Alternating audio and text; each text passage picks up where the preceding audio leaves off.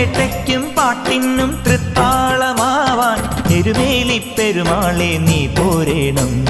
മലമുടിയിലെ നടവഴികളിൽ കുഴൽവിളി കേൾക്കുന്നു, തിരുതുടിയുടെ തകതിനിധിന താളം കേൾക്കുന്നു.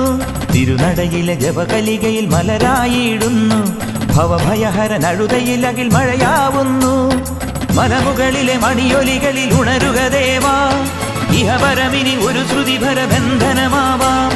മലമുകളിലെ മണിയൊലികളിൽ ഉണരുക ദേവാ, ഇഹപരമിനി ഒരു ശ്രുതിഭര ബന്ധനമാവാം.